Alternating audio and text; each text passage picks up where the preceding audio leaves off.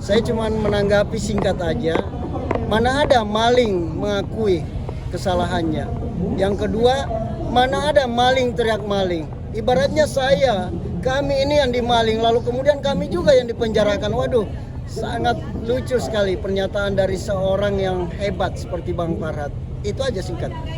Iya, terus Bang Farhad juga membantah terkait pertemuan yang di bulan Mei itu ya. Apa bisa dibantah kalau ada videonya? Itu aja.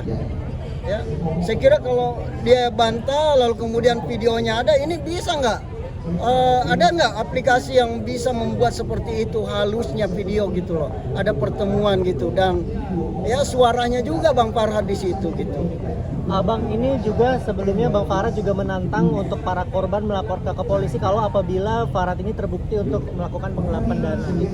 Ya. Apakah nanti akan ada perencana untuk lapor polisi seperti apa? Oke, kalau persoalan polisi, emak-emak UMKM ini trauma sebenarnya.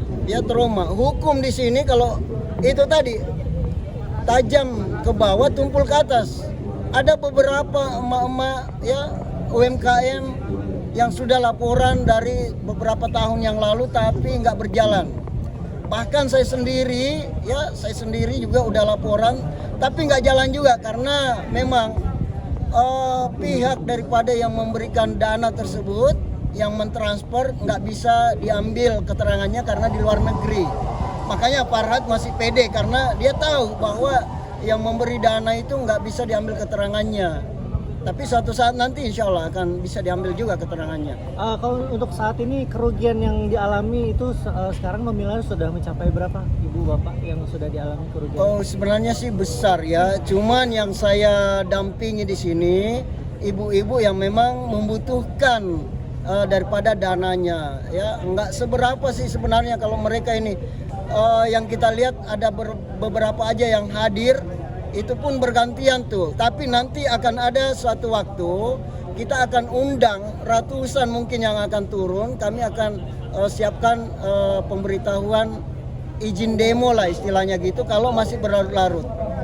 Ini pesan buat Farhad, buat Elsa, ayo ya mari segera dong ini kan selesaikan daripada nanti datang semua tuh ya dari luar kota juga akan datang gitu. Bang Andi, Bang Farhad juga mengatakan bahwa yang seharusnya sumpah pocong itu adalah Bang Andi, bukan Farhad. Seperti apa nih? Karena Bang Andi diduga sudah menggiring opini tentang penggelapan dana 50M itu.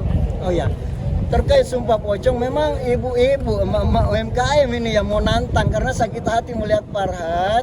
Kemudian mereka melihat juga bukti-bukti yang ada. Kemudian mereka juga disampaikan langsung oleh yang perusahaan dalam hal ini Pak Sanjay ya. Sehingga mereka berani sumpah pocong. Tapi kalau Farhad mau sama saya boleh. Ya, siapa takut? Tantang lu Farhad. Ada sumpah pocong.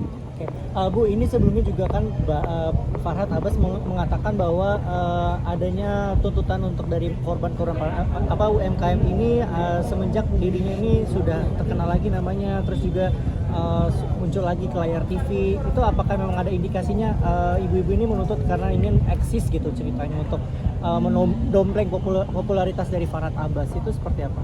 Nah kalau sekarang kita itu menuntut bukannya mau action di depan kamera itu bukan, karena mungkin ini doa kita udah dijabah. Karena kemarin walaupun kita kemana-mana demo itu sudah mengeluarkan uang banyak, tapi kita nggak tahu uang ini kemana. Jadi kita nuntutnya itu ke perusahaan sebenarnya.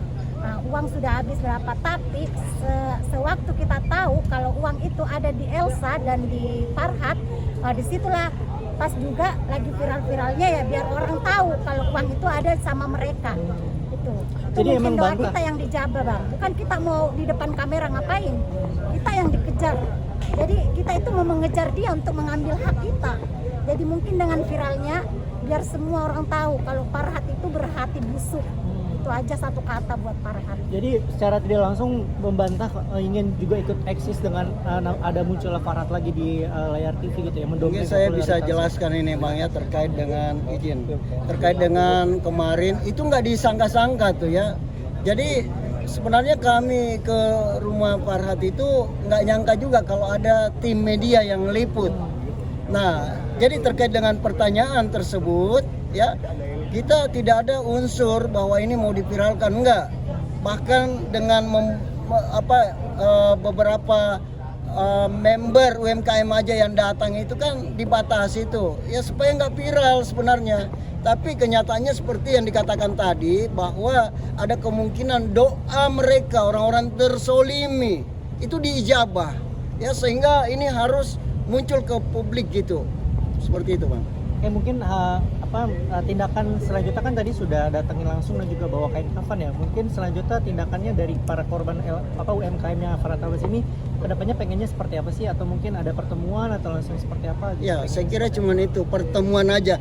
Kalau memang Anda tidak mempunyai alasan yang kuat bahwa dana itu nggak ada sama Anda, ayolah gentle pertemuan, kami bisa nerima kok kalau memang itu bisa Anda buktikan. Karena bukti yang sama kami juga cukup yang bisa membuktikan bahwa memang dana itu ada. Bahkan di pertemuan yang lalu itu sudah ya selisih daripada fee lawyer itu ada yang disebutkan Bang Farhat dan ingin bersedia untuk dibalikin, tapi nyatanya masih molor. Apakah dari pihak UMKM sendiri korban-korbannya sudah mengantongi bukti yang cukup kuat untuk menuduh Farhat Abbas ini ikut menikmati hasil penggelapan dana itu? Iya, sangat kuat tentunya, karena kalau enggak laporannya dari dulu itu udah bertubi-tubi, udah menghabiskan kertas dan tinta negara itu LP-nya ke saya tuh. Kalau enggak cukup bukti tentu ya petugas juga tahu gitu, tapi karena cukup bukti ya petugas juga menyatakan masih pendalaman, dan itu saya nggak pernah diundang ya meskipun LP-nya bertubi-tubi gitu. Saya juga Bang Andi, tapi iya. Bang Farhat selalu membantah bahwa dana 50M itu adalah fee dari fee lawyer, bukan dari inilah yang kita mau duduk bersama, karena fee lawyer yang kami tahu ada suratnya itu 7 miliar tambah 3 miliar berarti 10 miliar. Nah kalau 55 berarti ada selisihnya dong, itu aja dulu. Lalu kemudian kalau misalkan ya menganggap bahwa itu fee lawyer juga 7 dan tambah 3 miliar itu pun saya kira perlu dipertanyakan, karena nggak ada kerjanya gitu. Masa lawyer seperti itu nggak ada kerja dapat puluhan miliar, bahkan dana titipan ya malah digelapin gitu. Ya, dari bukti-buktinya juga. Kalau masalah bukti palsu itu hukum itu ya hukum. Saya jujur, saya ada tim lawyer hukum juga yang bisa menyuarakan tentang bukti-bukti. Kalau memang palsu pasti kejebak hukum juga. Ya, jadi itu saya kira terlalu jauh gitu ya. Masyarakat awam pun bisa menilai kalau bahasa seperti itu. Berarti apapun yang diancam Farhat Abbas terhadap korban UMKM termasuk Bang Andi juga siap menghadapinya ya? Bukan siap menghadapinya, tapi saya anggap itu lagu-lagu intronya aja dia untuk mengelak gitu ya. Kalau menghadapi, aduh, tidak dihadapi juga blunder sendiri, karena itu salah besar gitu loh kalau alasannya seperti itu. Nah oke, ini kan berarti sekarang sedang ada Farhat Abbas di sini. Dari abang dan ibu-ibu ini mungkin tindakannya apa yang akan dilakukan apabila nanti akhirnya bertemu dengan Farhat Abbas? Ya, saya nggak tahu ya kalau ibu-ibu, karena dari siang tadi menunggu saya aja ditelepon terus untuk datang. Ya, saya datang cuman mempersiapkan dokumen aja. Kalau misalkan mereka diminta dokumen asli, saya tunjukkan. Tapi saya nggak tahu ibu-ibu maunya apa. Saya aja baru tiba juga nih, ya setelah ditelepon, di WA terus. Saya nggak tahu apa. Ini kebetulan ada nih Ibu Ida nih. Ya tujuannya ke sini tentu bisa ya tanyakan Tujuan langsung aja. Ini tuh sebenarnya mau ketemu FA ya, tapi FA-nya sayangnya nggak datang. Kalau datang kira-kira mau apa Bu?